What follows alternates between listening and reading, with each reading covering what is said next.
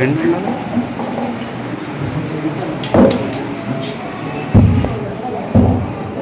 Wire mouth ఇచ్చండి. Wire mouth తీసండి. రెండు తీసండి.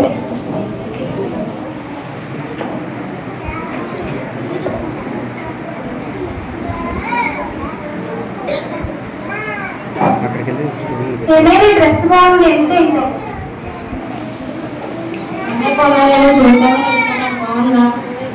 బాగుంది. ఎంత మొదలు పెట్టుకోవాలని చాలా కాస్ట్.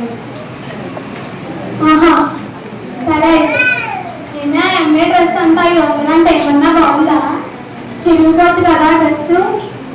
అవునే అది అలా గొప్ప చెప్తాను. ఏమి నీ చైన్ బాగుంది. ఎక్కడ కొన్నాయి? మొన్నే కొన్నానే నేను. గోల్డ్ చైన్ ఇది. ఎందుకు వెళ్తున్నాను కాబట్టి వేసుకుని వచ్చాను. ఈ బాగున్నాయి చెప్పడమే నాకు అది గిన్నెలు పక్కన పెట్టి కొంచెం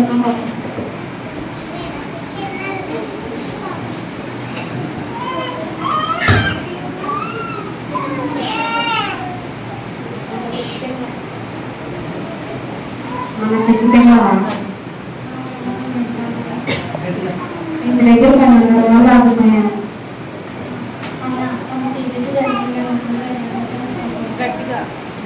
మన సిబిసిలో మేము అందరం పరిచయం చేసాం. దేవుడు మాకు ఒక అవకాశం ఇచ్చాడు.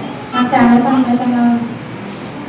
నేను సిబిసి కాలేదు కానీ ఇంటి దగ్గర ఉండి ప్రార్థన చేశాను సిబిసి కోసం. మీ పాడు నువ్వే తెచ్చుకుంటాను. సరే దగ్గరైతే కూర్చొని ప్రార్థన చేస్తాను.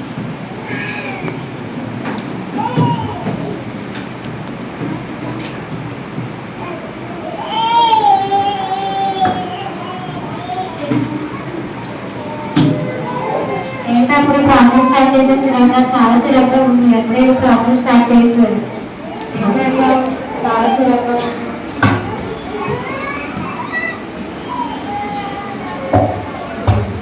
పోయిన వారం చర్చికి వెళ్ళావా నువ్వు? వెళ్ళలేదు. ఇంట్లో పని ఎక్కువైపోయిందని ఎవరు లేదు ఇంటి దగ్గర. అందుకు వెళ్ళలేదు. పదే చర్చికి రమ్మంటే చాలా చిరాగ్గా ఉంది. అందుకే వెళ్ళలేదు. నువ్వు వెళ్ళావా? నేను వెళ్ళలేదే. నాకు పని ఎక్కువైపోయి నేను వెళ్ళలేదు.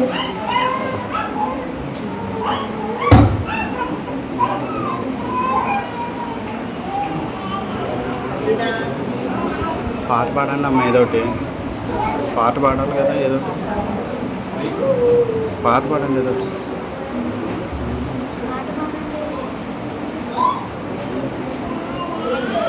పాడండి. స్తోత్రం రాజుగా వచ్చుచున్నాడు. భూలోకమంతా తెలుసుకుంటాడు. యేసు రాజుగా వచ్చుచున్నాడు. భూలోకమంతా తెలుసుకుంటారు. రవి కోటి తేజుడు రమ్యమైన దేవుడు. రవి కోటి తేజుడు రమ్యమైన దేవుడు. రారాజుగా వచ్చుచున్నాడు. రారాజుగా వచ్చుచున్నాడు. యేసు రాజుగా వచ్చుచున్నాడు. భూలోకమంతా తెలుసుకుంటారు. మేఘాల మీద యేసు వచ్చుచున్నాడు. మేఘాల మీద యేసు వచ్చుచున్నాడు. పరిశుద్ధులందరినీ తీసుకువెళ్తాడు. పరిశుద్ధులందరినీ తీసుకువెళ్తాడు. లోకమంతా శ్రమకాలం. లోకమంతా శ్రమకాలం.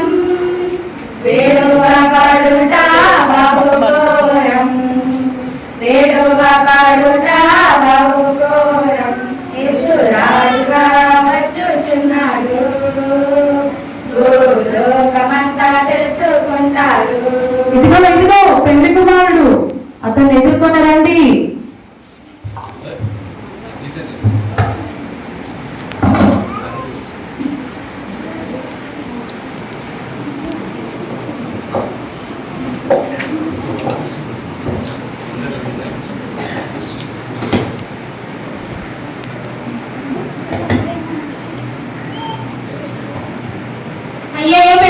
వచ్చేసినట్టు ఏం చేద్దాం? మన డ్యూటీలు ఆరిపోతున్నాయి కదా, ఏం చేద్దాం?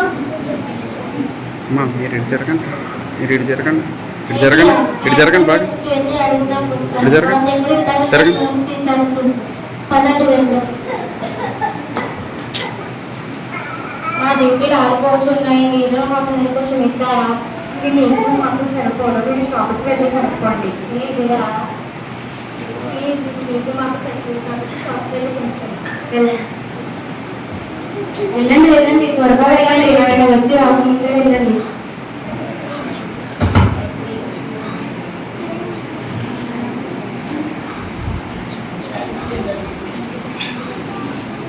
అరే ఇక్కడ షాప్ మూసింది, ఇక్కడ ఎవరు లేరు, బొమ్మలు అయిపోతుంది. షాప్ లో నెల దిక్కుకి వెళ్ళి చూద్దాం కదా.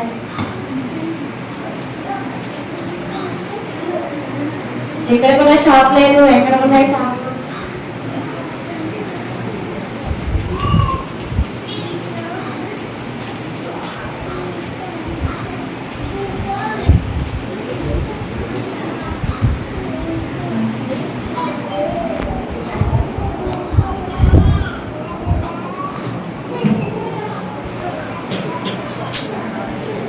అప్పుడు సిద్ధపడి ఉన్న వారు అతనితో కూడా పెళ్లి విందుకి లోపలికి పోయి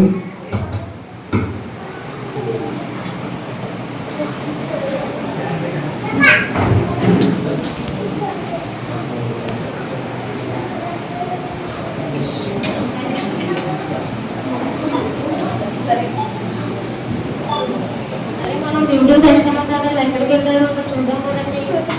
ఇక్కడ కూడా వేరే సేపు కూడా లేదు, ఎక్కడికి వెళ్ళారు? అది ఇక్కడ కలుపులు వేసుకున్నా, ఇక్కడికి వెళ్దాం కదండి. కలుపు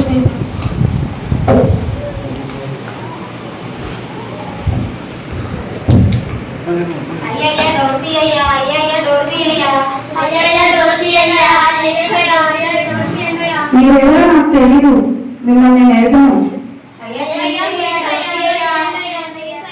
మీరెవరో నాకు తెలీదు, మీతో నేను నిశ్చయంగా చెప్పుచున్నాను.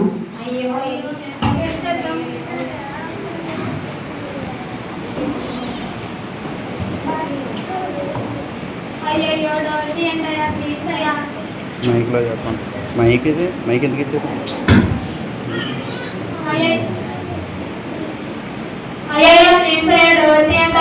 అయ్యో ఇంత పని అయిందా? ఇంకా ముందుగా వస్తే వెళ్ళిపోలేమేమో మేము కూడా.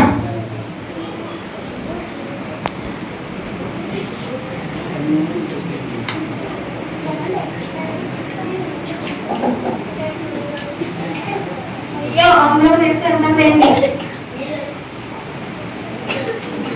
ఓకే, ఇంట్లో ఎవరాన్ని చూసారమ్మా? ఎవరాన్ని ఎంతమంది వచ్చారు? 10 మంది. 10 మందికి బుద్ధి గల కన్నికలు ఎంతమంది? బుద్ధి లేని కన్నికలు 5. మరి అందరూ చర్చికి వచ్చేవాళ్ళే, అందరూ మందిరానికి వెళ్ళేవాళ్ళే, అందరూ పాటలు పాడేవాళ్ళు, వైద్యాలు వాయించేవాళ్ళు, చక్కగా చేస్తారు. కానీ 5 అయితే తమ హృదయాన్ని మార్చుకున్నారు, తన మాట తీరు మార్చుకున్నారు, పరిశుద్ధంగా జీవిస్తూ వచ్చారు. దేవుడు ఏదైతే ఈ చర్చిలో ఏ వాక్యం అయితే వింటున్నారో ఆ విషయాన్ని నేర్చుకుంటున్నారు. అది వాళ్ళు శ్రద్ధతో వెళ్తూ ఉన్నారు. కాబట్టి వారు బుద్ధిగల కన్నికలుగా మార్చబడటమే కాదు, తన పెళ్లి కుమారుడైన యేసు ప్రభు వచ్చేటప్పుడు వారు సిద్ధంగా ఉన్నారు. వారి దివిటీల్లో నూనె పెట్టుకుని రెడీగా ఉన్నారు. బుద్ధి లేని వాళ్ళేమో ఆయిల్ అయిపోయింది, నూనె అయిపోయింది. అశ్రద్ధతో, నిర్లక్ష్యంతో దేవుని వాక్యాన్ని వినకుండా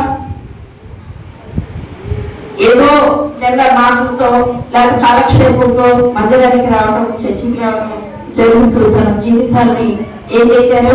దేవుడికి ఇష్టం లేకుండా చేస్తున్నారు. వాళ్ళు దేవుడి రాకడిలో విడవబడినటువంటి గుంపులో ఉన్నారు. బుద్ధి లేని కన్నికలుగా మార్చబడ్డారు.